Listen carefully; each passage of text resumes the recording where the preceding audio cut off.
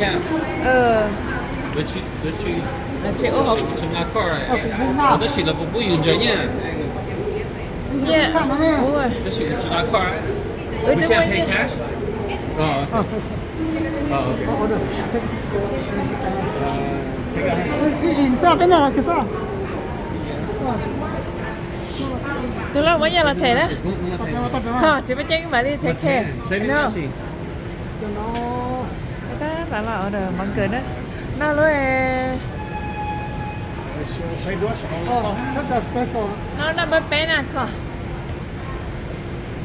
Đúng rồi. nó nằm bên bên sợ Nó là bắp bẹ. Whopper. ô kỹ rồi thôi ở bên này lúc xưa nó chỉ ta Yeah.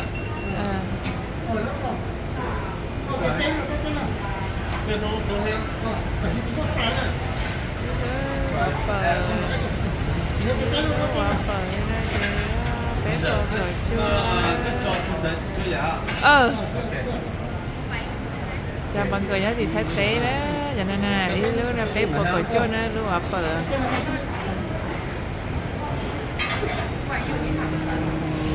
Fries á? Cái là fries là cái nó nhiều người nói chứ. Fries á? Ok. nếu một người ta hai lo Nếu mà fries nếu mà hash đây có brown, chi nếu mà cô yêu lúc ở bờ thế tao đây hậu sao thì có chuyện nó hả? nó lên tao nó chỉ ta Bây giờ sắp phải ta được cái chuyện đấy, giờ nó ta sẽ đi khu này được.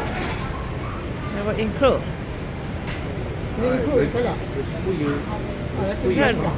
cho nên là include mèo á Trời ơi, chị Đi khu này cái chuyện đấy.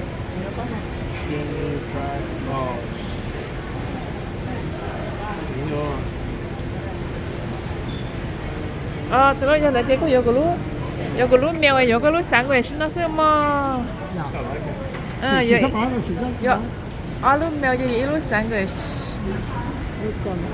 nó cầm